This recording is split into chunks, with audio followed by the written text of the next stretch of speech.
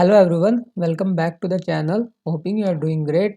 सो आज की वीडियो में हम अपना नया चैप्टर शुरू करेंगे और उस चैप्टर का नेम क्या है? Cash flow statement. सो चलिए पढ़ते हैं फिर।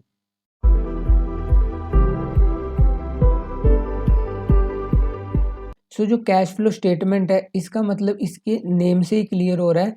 कैश फ्लो स्टेटमेंट मतलब एक ऐसी स्टेटमेंट जो कि हमें ये शो करेगी कि जो अपना बिजनेस है उसमें कैश कहाँ से आ रहा है, कहाँ पे जा रहा है। मतलब एक स्टेटमेंट या एक रिपोर्ट जिसे हम डिटेल रिपोर्ट बोलेंगे, वो हमें ये शो करेगी कि जो बिजनेस है वो पर्टिकुलर टाइम पीरियड में उसमें कहाँ से कैश आया है, कहाँ कहाँ पे हमने उस कैश को यूटिलाइज किया है। वो स्टेटमेंट जो ये सारी चीज़ों को शो करेगी उसको क्या बोलेंगे हम? उसको बोलेंगे हम cash flow statement. Cash flow statement की ऑफिशियली डेफिनेशन क्या है? Cash flow statement is a statement showing inflow receipts and outflow payments of a cash during a particular period. मतलब कि एक ऐसी स्टेटमेंट जो कि हमने इसलिए प्रिपेयर की है ताकि हम ये जान सकें कि जो बिजनेस ऑर्गेनाइजेशन है उसमें जो कैश का इनफ्लो हुआ है, मतलब जो बिजनेस के पास रिसिप्ट आई है कैश की, और जो बिजनेसमैन ने जहाँ जहाँ पे कैश यूज़ किया है, जहाँ जहाँ पे पेमेंट्स की हैं उसने, वो एक पर्टिकुलर टाइम पीरियड में कहाँ कहाँ पे हुई है, कहाँ से मतलब कहाँ से पैसा आया और कहाँ पर पैसा गया, उस सब की डिटेल एक रिपोर्ट में शो होगी। और उस रिपोर्ट को हम क्या बोलेंगे? उस डिटेल रिपोर्ट या उस स्टेटमेंट को हम बोलेंगे cash flow statement. Cash flow statement क्या है? It is a summary. Summary का मतलब ये एक समरी होगी जो कि शो करेगी कि सोर्सेज का मतलब कि कहाँ कहाँ से पैसा बिजनेसमैन के पास आया है। एप्लीकेशन का मतलब उसका यूटिलाइजेशन कहाँ कहाँ पे हुआ है किसी पर्टिकुलर टाइम पीरियड में। जो यहाँ पे लिखा हुआ है during a particular span of time, मतलब कि एक पर्टिकुलर टाइम पीरियड में कैश का यूटिलाइजेशन और कैश का इनफ्लो कहाँ कहाँ से हुआ है। बिजनेसमैन है जो कैश फ्लो किसी पर्टिकुलर पीरियड के लिए प्रिपेयर कर सकता है, वो इसे एनुअली भी प्रिपेयर कर सकता है। अगर उसे in between cash flow statement की जरूरत हुई तो वो एक ड्राफ्ट या मतलब कि कुछ काम चलाने के लिए इसे इन बिटवीन भी प्रिपेयर कर सकता है। But mostly cash flow statement कब प्रिपेयर होती है? ये एनुअली बेसिस पे प्रिपेयर होती है जब आपका फाइनेंशियल ईयर एंड हो चुका होता है। क्योंकि कैश फ्लो स्टेटमेंट क्या होती है? कैश फ्लो स्टेटमेंट जो अपनी फाइनेंशियल स्टेटमेंट होती है उसका एक पार्ट होता है। कैश फ्लो स्टेटमेंट का मैंने आपको मीनिंग बता दिया। अब कैश फ्लो स्टेटमेंट जो हम प्रिपेयर कर रहे हैं उसके कुछ ऑब्जेक्टिव्स होते हैं कि जो हम कैश फ्लो प्रिपेयर कर रहे हैं वो हम क्यों कर रहे हैं। पहला ऑब्जेक्टिव क्या? To ascertain sources of cash and cash equivalent. Cash का मतलब जो अपने पास नॉर्मली कैश है, और कैश इक्विवेलेंट का मतलब होता है वो सारी चीज़ें जिसको हम आसानी से कैश में कन्वर्ट कर सकते हैं, उसको बोलते हैं हम कैश इक्विवेलेंट। और कैश इक्विवेलेंट अभी मैं इस वीडियो में आपको आगे डिटेल में कराऊंगा। जो बिजनेसमैन के पास कैश आया है वो, अब आपको पता है जो हम profit and loss statement prepare करते हैं वो हमें क्या शो करती है? वो हमें शो करती है प्रॉफिट या लॉस जो बिजनेसमैन ने अर्न किया हो। बट वो क्या शो कर रही है? सिर्फ प्रॉफिट। वो हमें ये नहीं बताती कि जो बिजनेसमैन है उसके पास इस टाइम कितना कैश है, क्योंकि नेट प्रॉफिट अलग टर्म होती है, कैश अलग टर्म होती है। प्रॉफिट एंड लॉस स्टेटमेंट तो हमें ये शो करेगी कि पूरे साल में बिजनेसमैन ने कितने का प्रॉफिट अर्न किया या उसने कितने का लॉस बियर किया है। बट जो कैश फ्लो स्टेटमेंट होती है वो क्या शो करती है? वो हमें शो करती है कि जो बिजनेसमैन है उसके पास कैश कहाँ कहाँ से आया है। मतलब जो नेट प्रॉफिट हमने निकाला है प्रॉफिट एंड लॉस स्टेटमेंट में, उससे हम प्रिपेयर करते हैं कैश फ्लो स्टेटमेंट। और कैश फ्लो स्टेटमेंट में जो अपने पास कैश आया है उसको हम तीन कैटेगरी में स्टडी करते हैं। तीन कैटेगरी में स्टडी करने का मतलब कि जो नेट प्रॉफिट हमने निकाला है उसको आगे हम तीन कैटेगरीज में बाइफरकेट करते हैं। क्या निकालने के लिए? Cash flow. और वो तीन कैटेगरी कौन कौन सी है? ऑपरेटिंग एक्टिविटीज, इन्वेस्टिंग एक्टिविटीज और फाइनेंसिंग एक्टिविटीज। मतलब कि जो हमने profit and loss statement prepare किया वो हमें क्या शो करेगा? वो हमें शो करेगा कि हमने पूरे साल में कितने का प्रॉफिट अर्न किया या कितने का लॉस बियर किया है। बट जो कैश फ्लो स्टेटमेंट है जो कि प्रॉफिट एंड लॉस स्टेटमेंट से प्रिपेयर होती है, वो क्या शो करेगी हमें? वो शो करेगी कि जो टोटल प्रॉफिट है उसमें से अपने पास कितना कैश है इस टाइम, और जो कैश है वो तीन एक्टिविटीज में कहाँ कहाँ से आया है और कहाँ कहाँ पे गया है। दूसरा ऑब्जेक्टिव क्या है? अभी पहले हमने देखा कि रिसिप्ट कहाँ कहाँ से आई है इन तीनों एक्टिविटीज में। दूसरा ऑब्जेक्टिव है कि टू असरटेन एप्लीकेशन, मतलब कि जो पैसा अपने पास आया है इन तीन एक्टिविटीज में उसको हमने इन तीनों एक्टिविटीज में कहाँ कहाँ पे यूज किया है। और ऑपरेटिंग एक्टिविटीज क्या होती है, इन्वेस्टिंग एक्टिविटीज क्या होती है और फाइनेंसिंग एक्टिविटीज क्या होती है, ये इसी वीडियो में मैं अब आपको आगे डिटेल में बताऊंगा। और तीसरा ऑब्जेक्टिव क्या होता है? To ascertain net change in cash and cash equivalent, मतलब कि एक पर्टिकुलर टाइम पीरियड में कैश और कैश इक्विवेलेंट में जितना चेंज आया है वो हमें किससे पता लगता है, वो हमें पता लगता है कैश फ्लो स्टेटमेंट से। और लास्ट ऑब्जेक्टिव क्या है, टू हाईलाइट मेजर एक्टिविटीज, मतलब कि ये हाईलाइट करना कि इन तीनों में से कौन सी मेजर एक्टिविटी है जिससे बिजनेसमैन में कैश आया है, और तीनों में से कौन सी मेजर एक्टिविटी है जिसने कैश का मैक्सिमम यूज किया है।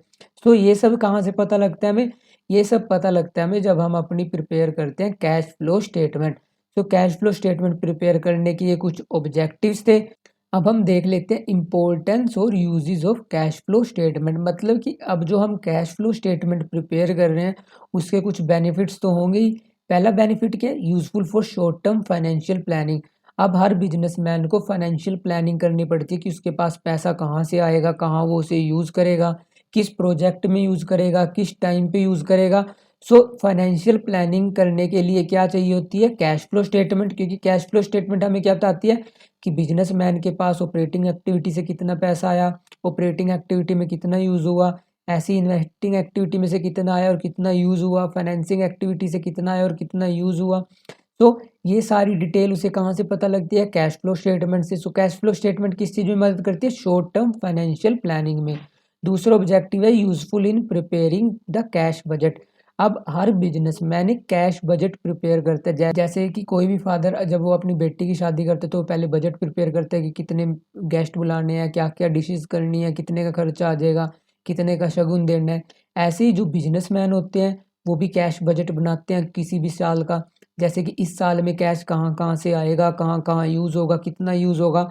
सो कैश बजट कब प्रिपेयर होता है, जब अपने पास कैश फ्लो स्टेटमेंट होती है, क्योंकि कैश फ्लो स्टेटमेंट से हम कैश बजट प्रिपेयर कर सकते हैं। सो कैश बजट प्रिपेयर करने में कैश फ्लो हमारी क्या होती है, हेल्पफुल होती है। तीसरी इंपॉर्टेंस क्या है, study of trend of cash receipts and cash payment.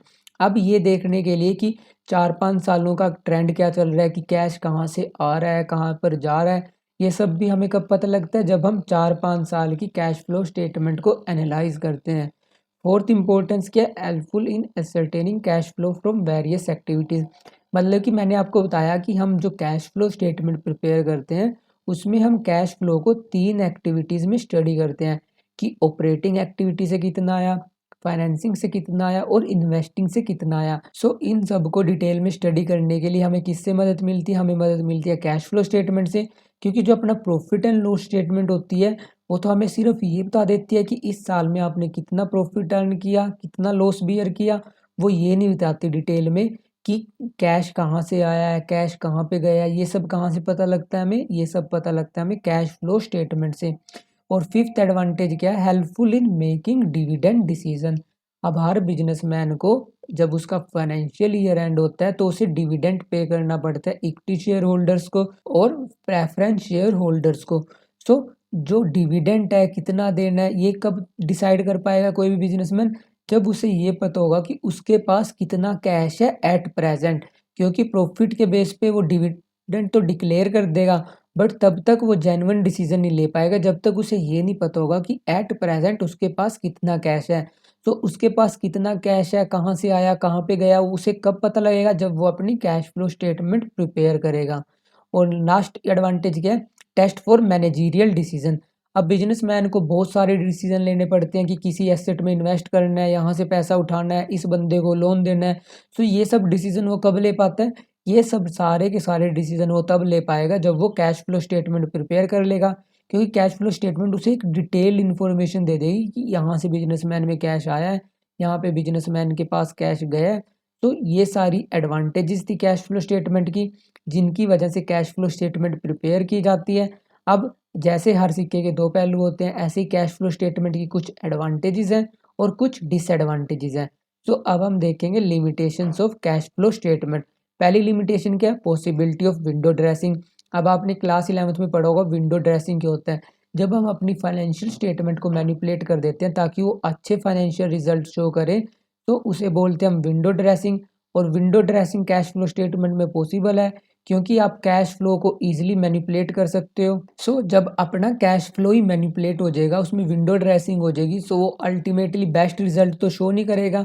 सो ये क्या लिमिटेशन, क्योंकि आप कैश को ईजिली मैनिपुलेट कर सकते हो, आप कैश को पोस्टपोन कर सकते हो, आप परचेजेस कर सकते हो और कैश को उतने से ही कम कर सकते हो, और आप अपने डेटर से जल्दी कैश कलेक्ट करके अपनी कैश पोजीशन को बेटर शो कर सकते हो। सो पॉसिबिलिटी ऑफ विंडो ड्रेसिंग क्या है, number 1 limitation of cash flow statement. अब सेकंड लिमिटेशन क्या, इग्नोर नॉन कैश ट्रांजैक्शन। अब जो कैश फ्लो स्टेटमेंट प्रिपेयर होती है वो किस बेसिस पे प्रिपेयर होती है, वो प्रिपेयर होती है कैश बेसिस पे। आपने क्लास 11th में दो बेसिस पढ़े होंगे, एक कैश बेसिस और दूसरा होता है एक्रूअल बेसिस। कैश बेसिस में आप सारी कैश ट्रांजैक्शन को कंसीडर करते हो, और जो आपका एक्रूअल बेसिस होता है उसमें आप कैश को भी ट्रांजैक्शन को कंसीडर करते हो, और इसके अलावा जो नॉन कैश ट्रांजैक्शन होती है जैसे कि प्रीपेड, आउटस्टैंडिंग, अनअर्न्ड, इन सब को भी कंसीडर करते हो।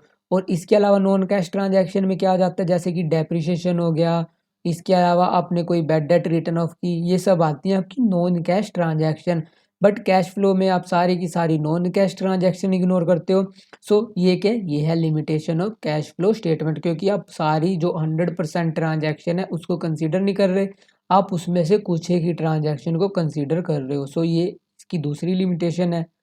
And the next limitation is ignore accrual concept of accounting, क्योंकि जो कैश फ्लो है वो किस बेसिस पे प्रिपेयर होता है, वो होता है आपका कैश बेसिस ऑफ अकाउंटिंग पे prepare. And our last limitation is historical in nature, मतलब कि जो कैश फ्लो स्टेटमेंट है वो कब प्रिपेयर करते हो, जब आपका प्रॉफिट एंड लॉस स्टेटमेंट बन जाता है, मतलब कि जो साल में घट चुका है, मतलब कि जो पास्ट इन्फॉर्मेशन है उससे आप प्रिपेयर कर रहे हो कैश फ्लो स्टेटमेंट। सो आप कैसे कह सकते हो कि जो आपने पास्ट में हुआ है, जो बिजनेसमैन के साथ पास्ट में इनकर हुआ है वो फ्यूचर में भी होगा। तो ये क्या, ये है हिस्टोरिकल इन नेचर, मतलब कि आप इस पे 100% श्योर नहीं हो सकते कि जो पास्ट में हुआ है वो फ्यूचर में भी होगा। तो ये क्या होती है, ये होती है हिस्टोरिकल इन नेचर। बट जो इसकी लिमिटेशंस हैं वो कम है, जो इसकी एडवांटेजेस हैं वो ज़्यादा हैं। सो इसलिए जो बिजनेसमैन है वो क्या प्रिपेयर करते हैं, वो प्रिपेयर करते हैं कैश फ्लो स्टेटमेंट। अब जो कैश फ्लो स्टेटमेंट प्रिपेयर होता है वो प्रिपेयर होता है अकाउंटिंग स्टैंडर्ड 3 के अकॉर्डिंग या इंडियन अकाउंटिंग स्टैंडर्ड 7 के अकॉर्डिंग, जो कि कौन इशू करता है, जो कि इशू होता है institute of chartered accountants of India के द्वारा, जिन्होंने पूरी डिटेल लिख रखी है उसमें कि कैश फ्लो स्टेटमेंट कैसे प्रिपेयर होगी, किस आइटम का क्या ट्रीटमेंट होगा, कौन सा आइटम कहाँ पे शो करना है, और जो कैश फ्लो स्टेटमेंट हम प्रिपेयर करेंगे इसका क्या फॉर्मेट होगा। सो इसके लिए इंस्टीट्यूट ऑफ चार्टेड अकाउंटेंट, जिसे आईसीआई भी बोलते हैं, उसने दो अकाउंटिंग स्टैंडर्ड्स दे रखे हैं, एक है अकाउंटिंग स्टैंडर्ड 3 और दूसरा क्या है, इंडियन अकाउंटिंग स्टैंडर्ड 7। सो इस अकाउंटिंग स्टैंडर्ड के अकॉर्डिंग जो एक्टिविटीज़ हैं, मतलब कि जहाँ जहाँ से कैश आया है, कैश गया, उसको हमने 3 एक्टिविटीज़ में डिवाइड कर रखा है। पहली कौन सी है, ऑपरेटिंग, दूसरी कौन सी है, इन्वेस्टिंग, और तीसरी कौन सी है, फाइनेंसिंग। अब इन तीनों एक्टिविटीज़ को डिटेल में स्टडी करने से पहले आपको जो मैंने कैश फ्लो स्टेटमेंट बताई है शुरुआत में, इसमें जो वर्ड लिखा है यहाँ पे कैश, इस कैश का मतलब क्या होता है, मतलब कि इस कैश में क्या क्या इंक्लूड होता है, अब हम वो देख लेते हैं।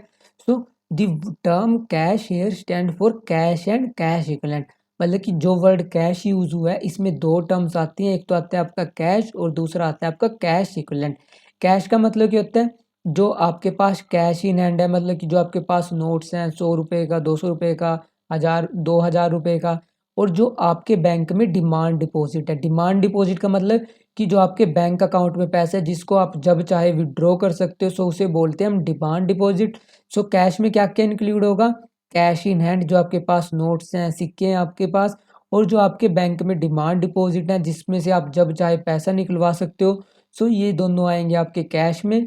और कैश इक्विवेलेंट में क्या क्या आता है, कैश इक्विवेलेंट में वो सारी सिक्योरिटीज, वो सारी इन्वेस्टमेंट आती हैं जिनको आप कैश में ईजिली कन्वर्ट कर सकते हो, और जब आप उसको कैश में कन्वर्ट करोगे उनकी वैल्यूज़ में ज़्यादा, बहुत ज़्यादा डिफरेंस नहीं आएगा, मतलब कि इनसिग्निफिकेंट चेंज आएगा उनकी वैल्यू में।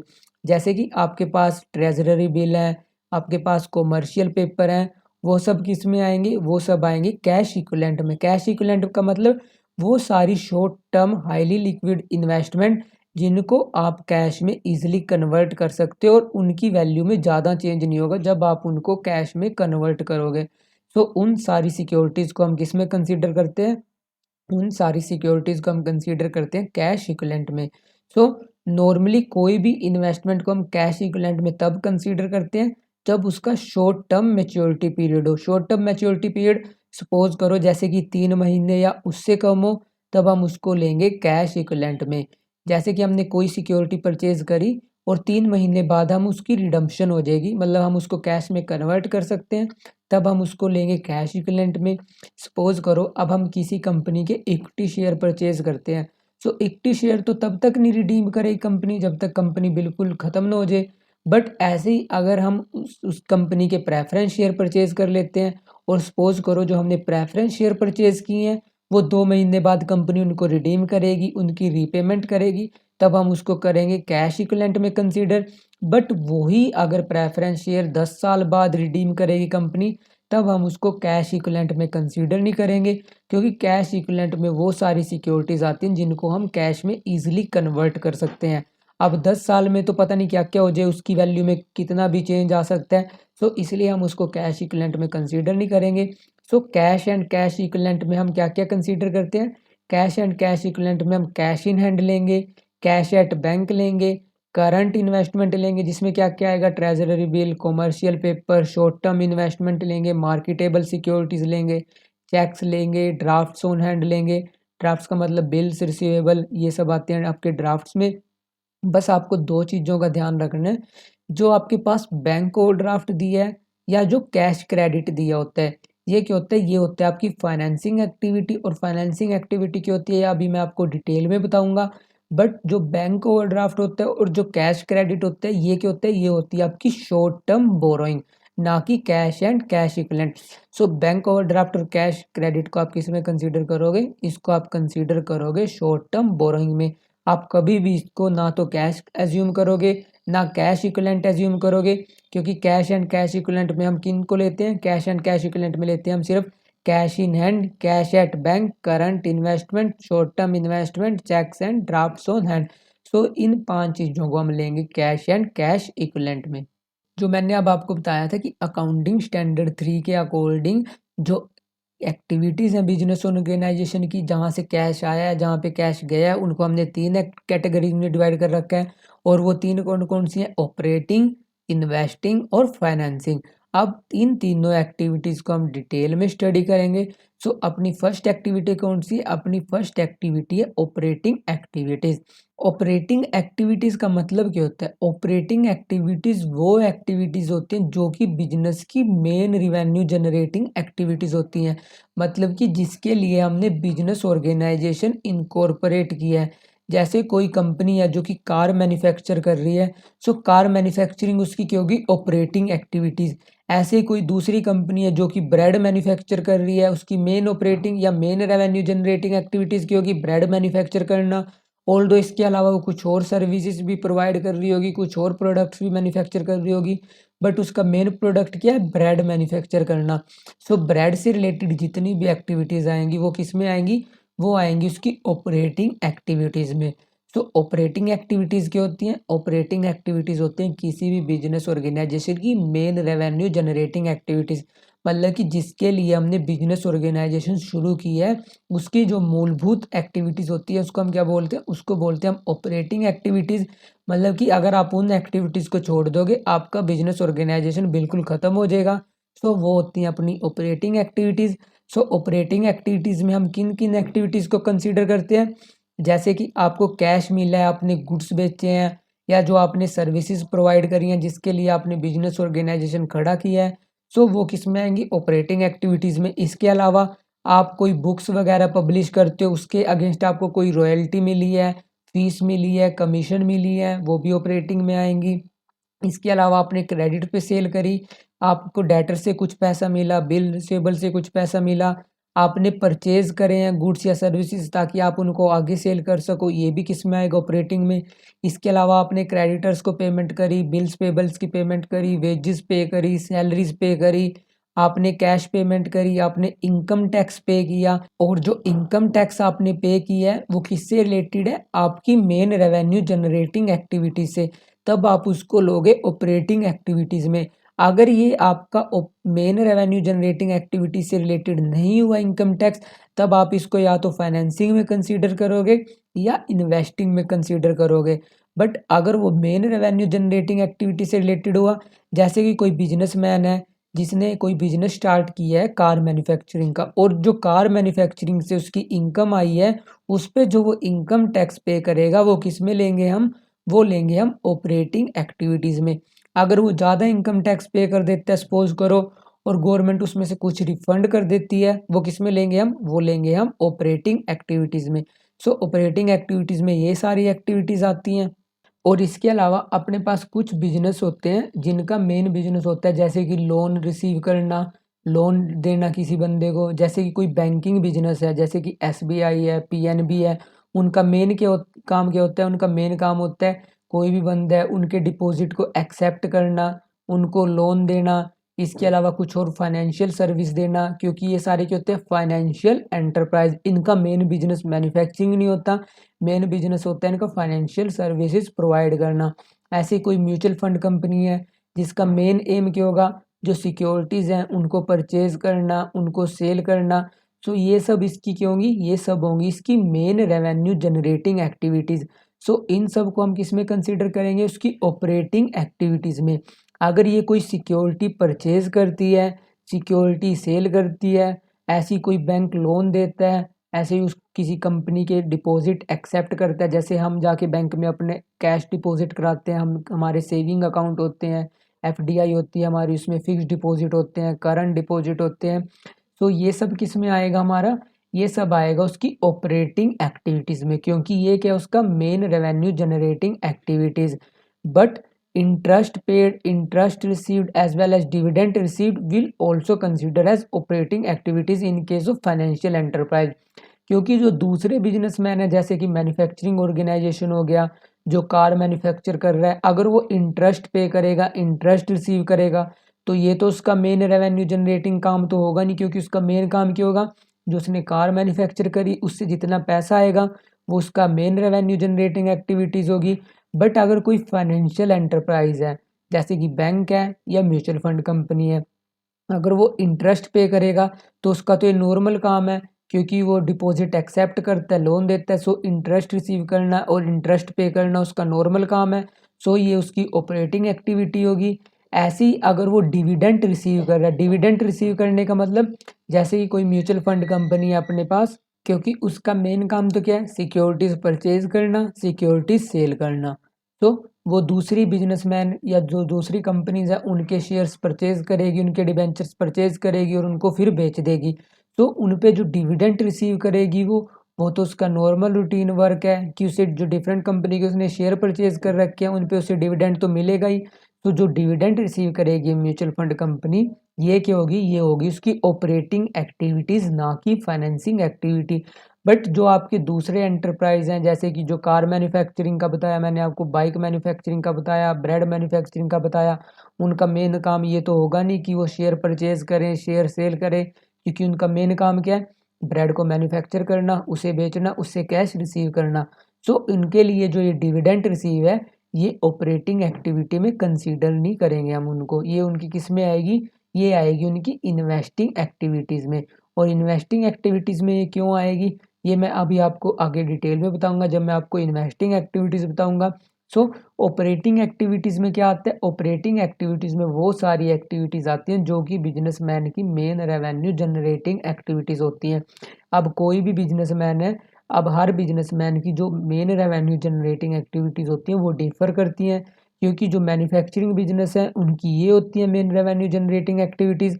और जो आपके फाइनेंशियल एंटरप्राइज होते हैं जैसे कि बैंक, म्यूचुअल फंड कंपनी, अब इनका मेन काम ये तो है नहीं कि ये बाइक्स मैन्युफैक्चर करेंगे, कार मैन्युफैक्चर करेंगे। बैंक का मेन काम क्या होता है, लोन देना, डिपॉजिट एक्सेप्ट करना। म्यूचुअल फंड कंपनी का मेन काम क्या होता है, सिक्योरिटीज, शेयर्स, डिबेंचर्स परचेज करना, उनको सेल करना। तो इनकी जो एक्टिविटीज़ होती हैं जैसे कि interest paid, interest received, dividend received, ये इनकी ऑपरेटिंग एक्टिविटीज़ होंगी, ना कि फाइनेंसिंग एक्टिविटीज जो कि नॉर्मली दूसरे एंटरप्राइज के केस में होती है। अब दूसरे एंटरप्राइज के केस में ये डिफर क्यों करती हैं, ये मैं आपको इन्वेस्टिंग और फाइनेंसिंग एक्टिविटीज़ में बताऊंगा अभी आपको आगे। तो our next activity is investing activities. Investing activities में वो सारी एक्टिविटीज़ आती हैं जो कि रिलेटेड होती हैं आपकी नॉन करंट एसेट से, मतलब कि जो आपके लॉन्ग टर्म एसेट्स होते हैं, अगर वो आपने परचेज किए, सेल किए, तो वो सब किस में आएंगे, वो सब आएंगे आपकी इन्वेस्टिंग एक्टिविटीज़ में। अब ऑपरेटिंग एक्टिविटीज़ को परफॉर्म करने के लिए आपको कुछ लॉन्ग टर्म एसेट्स चाहिए होते हैं, जैसे कि प्लांट हो गया, मशीनरी हो गया, बिल्डिंग हो गया। तो अगर आप उनको परचेज करते हो या सेल करते हो, तो वो सब किस में आएंगे, वो सब आएंगे आपकी इन्वेस्टिंग एक्टिविटीज़ में। सो इन्वेस्टिंग एक्टिविटीज़ में हम क्या क्या लेते हैं, जैसे कि आपने कैश पेमेंट करी फिक्स्ड एसेट को परचेज करने के लिए, इंक्लूडिंग इंटेंजिबल एसेट्स, जैसे कि आपने गुडविल परचेज करी, आपने ट्रेडमार्क परचेज किए किसी कंपनी के। और दूसरा सिनेरियो, जैसे कि आपने फिक्स्ड एसेट की सेल करी, आपने अपने मार्केट में अपने कॉपीराइट बेचे, आपने अपना ट्रेडमार्क बेचा, तो उनसे जो पैसा आया वो किस में कंसीडर करेंगे, हम उसको कंसीडर करेंगे इन्वेस्टिंग एक्टिविटीज़ में। ऐसे ही आपने किसी दूसरी कंपनी के क्या परचेज किए, शेयर्स, डिबेंचर्स, मतलब कि आपने नॉन करंट इन्वेस्टमेंट करी है किसी दूसरी कंपनी में, बट हम वो शेयर्स या डिबेंचर्स या वारंट्स नहीं कंसीडर करेंगे, जो कि हम कैश एंड कैश इक्विवेलेंट में कंसीडर कर लेते हैं। जैसे कि हमने किसी कंपनी के प्रेफरेंस शेयर परचेज किए, बट वो 1 महीने बाद रिडीम हो जाएंगे, सो आप उसको कैश एंड कैश इक्विवेलेंट में कंसीडर करोगे, ना कि इन्वेस्टिंग एक्टिविटीज़ में। ऐसे ही जब आपने जो ये शेयर्स, डिबेंचर्स परचेज किए, जब आप इनको सेल करोगे, ये सब किस में आएंगे, ये सब आएंगे आपके इन्वेस्टिंग एक्टिविटीज़ में। बट आप इन्वेस्टिंग एक्टिविटीज़ में वो सारी एक्टिविटीज़ एक्सक्लूड कर दोगे जो कि किस में आ रही है, जो कि आ चुकी हैं आपकी कैश एंड कैश इक्विवेलेंट में। तो इन्वेस्टिंग एक्टिविटीज़ कौन सी होती हैं, जो कि होती हैं आपकी लॉन्ग टर्म एसेट से रिलेटेड। इसके अलावा आपने किसी दूसरी पार्टी को लोन दे रखा है, एडवांस दे रखा है, ये सब किस में आएगी, ये सब आएगी आपकी इन्वेस्टिंग एक्टिविटीज़ में। बट अगर कोई फाइनेंशियल एंटरप्राइज है, जैसे कि बैंक हो गया, उसका तो ये मेन बिजनेस है लोन देना, डिपॉजिट एक्सेप्ट करना, सो ये उसकी ऑपरेटिंग एक्टिविटी होगी, ना कि इन्वेस्टिंग एक्टिविटी। बट जो अदर एंटरप्राइज हैं, जैसे कि मैन्युफैक्चरिंग बिजनेस है, अब उसका हर रोज़ का काम तो है नहीं कि वो लोन देगा, लोन रिसीव करेगा, उसका तो मेन काम है गुड्स प्रोड्यूस करो, मार्केट में बेचो, कैश रिसीव करो। बट फाइनेंशियल एंटरप्राइज का केस दूसरा होता है, सो इनकी ऑपरेटिंग एक्टिविटी होगी और इसकी ये इन्वेस्टिंग एक्टिविटी होगी। ऐसे ही जब आपने किसी थर्ड पार्टी को जो लोन दिया हुआ तो वो आपको पेमेंट कर देती है, आपको मतलब आपके पैसे वापस करती है, तो वो किस में आएगी, वो आएगी आपकी इन्वेस्टिंग एक्टिविटी में। बट जो फाइनेंशियल एंटरप्राइज है उसकी ये किस में आएगी, उसकी ये आएगी ऑपरेटिंग एक्टिविटीज़ में। सो यहाँ पे क्या आएगा, it will be treated as cash flow from operating activities. So next activities क्या है, cash receipt from insurance claim, मतलब कि आपकी कोई मशीनरी है थी या आपका कोई प्लांट था जिसको डैमेज हो गया, सो आपको जो इंश्योरेंस क्लेम मिला है कंपनी से, वो किस में आएगा, वो आएगा आपका इन्वेस्टिंग एक्टिविटीज़ में। इसके अलावा जैसे कि कैश रिसिप्ट ऑफ इंटरेस्ट मिल रहा है, डिविडेंड मिल रहा है, जो इंटरेस्ट कंपनी को मिल रहा है, नॉर्मल कंपनी को जो मैन्युफैक्चरिंग कंपनी है, और जो डिविडेंड मिल रहा है वो इसकी किस में आएगी, वो आएगी उसकी इन्वेस्टिंग एक्टिविटी में, क्योंकि उसने दूसरी कंपनी के शेयर परचेज कर रखे होंगे, दूसरी कंपनी के उसने डिबेंचर्स परचेज कर रखे होंगे, सो उसने वो क्या कर रखी है, इन्वेस्टमेंट, नॉन करंट इन्वेस्टमेंट। तो उन पे जितना पैसा मिलेगा वो किस में आएगा, वो आएगा आपका इन्वेस्टिंग एक्टिविटीज़ में। बट जो आपकी फाइनेंशियल एंटरप्राइज है उसका ये क्या है, उसका ये मेन रेवेन्यू जनरेटिंग एक्टिविटीज़ है, क्योंकि उसका तो नॉर्मल काम है, अब जो म्यूचुअल फंड कंपनी है वो शेयर परचेज करेगी, डिबेंचर परचेज करेगी, उनको सेल करेगी, सो जो वो इंटरेस्ट मिलेगा, उसे डिविडेंड मिलेगा, वो तो उसकी रोजी रोटी कमाने का साधन है। सो इसलिए हम उसको ऑपरेटिंग एक्टिविटीज़ में कंसीडर करेंगे। सो आपको ये दोनों पॉइंट्स ध्यान में रखने कि जो नॉर्मल बिजनेस है उनकी ऑपरेटिंग एक्टिविटीज़ और इन्वेस्टिंग एक्टिविटीज़ क्या होती हैं, और जो आपके फाइनेंशियल एंटरप्राइज हैं उनकी नॉर्मल एक्टिविटीज़ क्या होती हैं, ऑपरेटिंग एक्टिविटीज़ बोलते हैं जिनको हम, और इन्वेस्टिंग एक्टिविटीज़ क्या क्या होती हैं। अब अपनी लास्ट एक्टिविटी बची है जिसे हम बोलते हैं फाइनेंसिंग एक्टिविटीज़। फाइनेंसिंग एक्टिविटीज़ कौन सी होती हैं, वो सारी एक्टिविटीज़ जो कि रिलेटेड होती हैं आपकी या तो कैपिटल से रिलेटेड, मतलब कि आपने कैपिटल रेज करी है या तो शेयर इशू करके या प्रेफरेंस शेयर इशू करके, या आपने बोरोइंग करी है, बोरोइंग कौन सी, चाहे शॉर्ट टर्म बोरोइंग हो, लॉन्ग टर्म बोरोइंग हो। अगर आपके फाइनेंशियल स्ट्रक्चर से रिलेटेड कोई भी एक्टिविटी होगी उसको हम किस में कंसीडर करेंगे, उसको हम कंसीडर करेंगे फाइनेंसिंग एक्टिविटी में। अब फाइनेंसिंग एक्टिविटीज़ में क्या क्या आती हैं, जैसे कि आपने शेयर इशू किए और उससे जो आपको पैसा मिला है, इसके अलावा आपने जो शॉर्ट टर्म बोरोइंग करी है, लॉन्ग टर्म बोरोइंग करी है, जैसे कि आपने डिबेंचर इशू किए, आपने बॉन्ड इशू किए, आपने लोन लिया है किसी बैंक से, इसके अलावा जैसे कि आप शेयर्स को बाय बैक करते हो, बाय बैक का मतलब क्या होता है, जैसे हम प्रेफरेंस शेयर की रिडम्पशन करते हैं, रीपेमेंट करते हैं, ऐसे इक्विटी शेयर्स की जब हम रीपेमेंट करते हैं उसको बोलते हैं हम बाय बैक।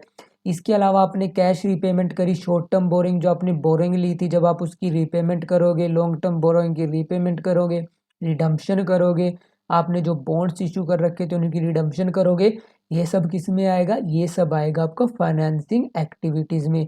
इसके अलावा आपने कैश पेमेंट करी, किसकी, आपने कोई डिविडेंड पे किया है, क्योंकि डिविडेंड रिसीव करना इन्वेस्टिंग एक्टिविटी होती है, और जो डिविडेंड कंपनी पे करती है वो क्या होती है, वो होती है फाइनेंसिंग एक्टिविटी।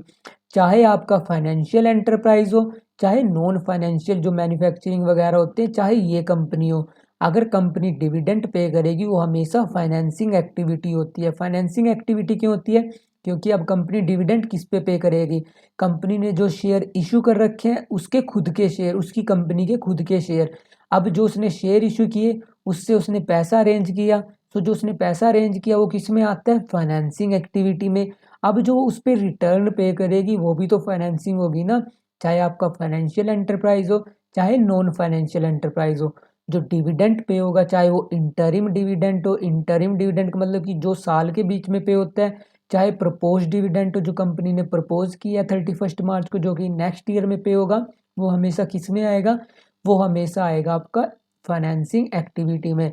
बट जो डिविडेंड रिसीव होता है वो मैन्युफैक्चरिंग कंपनी के लिए तो इन्वेस्टिंग होता है, बट जो फाइनेंशियल एंटरप्राइज होते हैं उनके लिए वो ऑपरेटिंग एक्टिविटी होती है। बट जो डिविडेंड पे होता है वो चाहे फाइनेंशियल हो चाहे नॉन फाइनेंशियल हो, हर कंपनी के लिए वो हमेशा फाइनेंसिंग एक्टिविटी होता है, और मैंने इसका रीज़न बता दिया आपको। इसके अलावा आप जब कैश पेमेंट करते हो इंटरेस्ट की, किस पे, लॉन्ग टर्म बोरिंग पे, जैसे आपने डिबेंचर इशू किए उस पर आप इंटरेस्ट पे कर रहे हो, बैंक ओवरड्राफ्ट पे इंटरेस्ट पे कर रहे हो, कैश क्रेडिट पे इंटरेस्ट पे कर रहे हो, तो ये सब किस में आता है, ये सब आता है आपका फाइनेंसिंग एक्टिविटी में। इसके अलावा अगर आप प्रिलिमिनरी एक्सपेंसेस के होते हैं, जो कंपनी इनकॉर्पोरेट होने से पहले के खर्चे होते हैं, जैसे कि मेमोरेंडम प्रिंट कराना, प्रोस्पेक्टस प्रिंट कराना, इसके अलावा आर्टिकल ऑफ एसोसिएशन प्रिंट करवाना, ये सब जो खर्चे होते हैं जब इनकी रीपेमेंट होती है, इसको किस में कंसीडर करते हैं हम, इसको कंसीडर करते हैं फाइनेंसिंग एक्टिविटी में। इसके अलावा जब हमने शेयर इशू की उस पर भी कुछ खर्चा आता है, जैसे प्रोस्पेक्टस प्रिंटिंग का, अंडरराइटिंग कमीशन का, ये सब किस में आते हैं, ये सब आते हैं आपके फाइनेंसिंग एक्टिविटीज़ में। तो कैश फ्लो प्रिपेयर करने से पहले, इसके न्यूमेरिकल करने से पहले आपको क्लियर हो जाना चाहिए कि जो कैश आता है बिजनेस में वो 3 एक्टिविटी से आता है, ऑपरेटिंग, इन्वेस्टिंग और फाइनेंसिंग। और ऑपरेटिंग कौन सी होती है, main revenue generating activities business की। इन्वेस्टिंग की होती है जो उसकी होती हैं लॉन्ग टर्म एसेट्स से रिलेटेड, जिसे हम नॉन करंट एसेट्स बोलते हैं। और फाइनेंसिंग एक्टिविटीज़ होती हैं जो कि कैपिटल से रिलेटेड हो, नॉन करंट लाइबिलिटी से रिलेटेड और करंट लाइबिलिटी से रिलेटेड हो। जब आपके तीनों एक्टिविटीज़ क्लियर हो जाएंगी इसके बाद आप इस चैप्टर के न्यूमेरिकल कर सकते हो। सो अभी तक तो हमने देखे थे जैसे फाइनेंसिंग एक्टिविटीज़ थी, इसमें हमने जो कैश रिसीव की है और जो हमने कैश पे किया वो हमने एक साथ देखे थे। अब हम इसको भी बाइफरकेशन में देख लेते हैं कि फाइनेंसिंग एक्टिविटीज़ में कैश कहाँ कहाँ से आएगा, कैश कहाँ कहाँ से जाएगा, क्योंकि अब तक हमने एक कंबाइंड रूप देखा था, अब हम इसको भी इंडिविजुअली देख लेते हैं। इंडिविजुअल से मतलब है मेरा, जैसे कि यहाँ पे ऑपरेटिंग एक्टिविटीज़ है, ऑपरेटिंग एक्टिविटीज़ में अब तक हमने देखा कि कैश कहाँ से आ रहा है, कैश कहाँ पे जा रहा है, हमने एक साथ देखा है। अब हम इसको भी बाइफरकेशन में देख लेते हैं कि ऑपरेटिंग एक्टिविटीज़ में कैश इनफ्लो कहाँ से होता है। कैश इनफ्लो मतलब बिजनेसमैन के पास कैश कहाँ से आ रहा है, कैश आउटफ्लो का मतलब बिजनेसमैन के पास कैश कहाँ कहाँ से जा रहा है। ऑपरेटिंग एक्टिविटीज़ कौन सी होती है, मेन रेवेन्यू जनरेटिंग एक्टिविटीज़। इसमें कैश कहाँ कहाँ से आया है और कैश कहाँ कहाँ पे जाएगा। कैश कहाँ से आएगा, जब आप कैश सेल करोगे आपको रॉयल्टी मिलेगी, आपको फीस कमीशन मिलेगी, आप डेटर से रिसीव करोगे, ट्रेड रिसीवेबल से रिसीव करोगे। और पेमेंट कहाँ कहाँ पर जाएगी, जब आप कैश परचेजेस करोगे, क्रेडिटर्स को पेमेंट करोगे, आप ऑपरेटिंग एक्सपेंसेस पे करोगे जैसे कि wages, salaries, office and selling expenses, income tax पे करोगे। और ये तो था नॉर्मल एंटरप्राइज के लिए। अब फाइनेंसिंग कंपनी के केस में इनफ्लो और आउटफ्लो कहाँ कहाँ से होगा। इनफ्लो फाइनेंसिंग कंपनी के केस में होगा जब वो इंटरेस्ट और डिविडेंड रिसीव करेगी, जब वो सिक्योरिटीज़ बेचेगी, और जब वो लोन्स एंड एडवांसेस जो उसने दूसरे एक बंदे को दिए हैं, जो दूसरी थर्ड पार्टी को दिए हैं उसने, जब वो रिसीव करेगी, वो आएगी उसकी ऑपरेटिंग एक्टिविटीज़ में। और ऐसे ही फाइनेंसिंग कंपनी के केस में आउटफ्लो कहाँ से होगा, जब वो इंटरेस्ट पे करेगी, जब वो सिक्योरिटीज़ परचेज करेगी, या जब वो दूसरी पार्टी को क्या देगी, लोन्स देगी, एडवांसेस देगी, तब वो उसके लिए क्या होगा, वो उसके लिए कैश आउटफ्लो होगा। कैश आउटफ्लो मतलब बिजनेस से कैश बाहर जाएगा। और बिजनेस में कैश कहाँ कहाँ से आएगा, जब वो इंटरेस्ट डिविडेंड रिसीव करेगी, सिक्योरिटीज़ बेचेगी, और जब वो लोन्स एंड एडवांसेस रिपे होंगे उसकी, जो उसने थर्ड पार्टी को दे रखे थे, यहाँ से उस कंपनी के पास कैश आएगा, यहाँ पे उस कंपनी के पास कैश जाएगा। सो ये तो था ऑपरेटिंग एक्टिविटीज़ का केस। अब हम देख लेते हैं इन्वेस्टिंग एक्टिविटीज़। इन्वेस्टिंग एक्टिविटीज़ में इनफ्लो आउटफ्लो कहाँ से होगा, आउटफ्लो तब होगा जब वो फिक्स्ड एसेट परचेज करेगी, जब वो नॉन करंट इन्वेस्टमेंट में पैसा लगाएगी, जैसे किसी कंपनी के शेयर परचेज कर लिए, डिबेंचर्स परचेज कर लिए, और इसके अलावा अदर सिक्योरिटीज़ परचेज कर ली। और इनफ्लो कहाँ कहाँ से होगा, इनफ्लो होगा जब वो फिक्स्ड एसेट की सेल करेगी तो उसके पास पैसा आएगा। ऐसे ही जब वो नॉन करंट इन्वेस्टमेंट को सेल करेगी, उससे जो पैसा आएगा वो उसके लिए इनफ्लो होगा फ्रॉम इन्वेस्टिंग एक्टिविटी से। ऐसे ही जब उसने जो डिबेंचर्स परचेज कर रखे थे किसी दूसरी कंपनी के, क्योंकि वो उसकी इन्वेस्टमेंट थी, जब वो उसको सेल कर देगी उसके पास कैश इनफ्लो होगा। जब जो उसने डिविडेंड मिला था किसी दूसरी कंपनी से, वो उसके लिए इन्वेस्टमेंट होगा, क्योंकि जो उसने दूसरी कंपनी के शेयर्स परचेज कर रखे हैं वो उसकी इन्वेस्टमेंट है। तो जो इन्वेस्टमेंट पे रिटर्न मिलेगी वो क्या होगी, उसकी इन्वेस्टिंग एक्टिविटी के लिए कैश इनफ्लो। तो अब हम देख लेते हैं फाइनेंसिंग एक्टिविटीज़, जो कि कैश फ्लो की लास्ट एक्टिविटी है। इसमें इनफ्लो कहाँ कहाँ से होगा, जब वो शेयर इशू करेगी, डिबेंचर इशू करेगी कंपनी, जब वो लोन रेज करेगी बैंक से, चाहे वो लॉन्ग टर्म लोन हो, शॉर्ट टर्म लोन हो, जब उसने ओवरड्राफ्ट लिमिट इंक्रीज कर दी, मतलब उसने बैंक से ओवरड्राफ्ट की फैसिलिटी अवेल करी, कैश क्रेडिट की फैसिलिटी अवेल करी, ये भी एक टाइप की बोरोइंग होती है। सो यहाँ से कंपनी के पास पैसा आएगा। और फाइनेंसिंग एक्टिविटी में कंपनी के पास पैसा कहाँ कहाँ पे जाएगा, जब वो इक्विटी शेयर्स को बायबैक करेगी, जब उनकी रीपेमेंट करेगी, जब प्रेफरेंस शेयर को रिडम्पशन करेगी, डिबेंचर्स की रिडम्पशन करेगी, जब लॉन्ग टर्म या शॉर्ट टर्म लोन जो उसने ले रखे हैं उनकी रीपेमेंट करेगी। इसके अलावा जो प्रपोज डिविडेंट है, इंटरिम डिविडेंट है, वो पे करेगी। इसके अलावा long term loan, short term loan पे जो इंटरेस्ट था उसकी जब पेमेंट होगी, वो फाइनेंसिंग एक्टिविटीज़ में आउटफ्लो माना जाएगा। इसके अलावा कैश क्रेडिट ओवरड्राफ्ट का इंटरेस्ट भी आउटफ्लो होगा। प्रिलिमिनरी एक्सपेंसेस की पेमेंट करेगी, वो भी फाइनेंसिंग एक्टिविटीज़ में आउटफ्लो होगा। और इसके अलावा जब वो जो उसका बैंक ओवरड्राफ्ट है, कैश क्रेडिट का बैलेंस डिक्रीज़ होगा। डिक्रीज़ होने से मतलब कि उसने बैंक ओवरड्राफ्ट की रीपेमेंट कर दी बैंक को, कैश क्रेडिट की जो फैसिलिटी अवेल करी थी उसने बैंक से, उसकी रीपेमेंट कर दी। सो जो कैश फ्लो था इसमें जो कैश आएगा वो 3 एक्टिविटी से आएगा, इन्वेस्टिंग, फाइनेंसिंग और ऑपरेटिंग। और जो कैश जाएगा वो भी इन तीनों एक्टिविटीज़ में जाएगा। सो कैश फ्लो हम प्रिपेयर क्यों करते हैं, ताकि हम डिटेल में एनालाइज कर सकें कि बिजनेसमैन के पास इन तीनों एक्टिविटीज़ से कितना कैश आया है, किस किस एक्टिविटी में कितना कैश गया है। क्योंकि जो प्रॉफिट एंड लॉस स्टेटमेंट होती है वो हमें इतनी डिटेल में नहीं बताती, और वो हमें सिर्फ प्रॉफिट बताती है, वो कैश के बारे में कुछ नहीं बताती। सो इसलिए हम प्रिपेयर करते हैं cash flow statement. So that's all for today, keep learning and smiling. If you have any doubt, you can ask me in the comment section, and in the next video we will cover this chapter, and in the next video I will cover some theoretical concept of this chapter, and after covering all the theoretical concept we will cover the practical question as we usually do. So thank you, bye bye.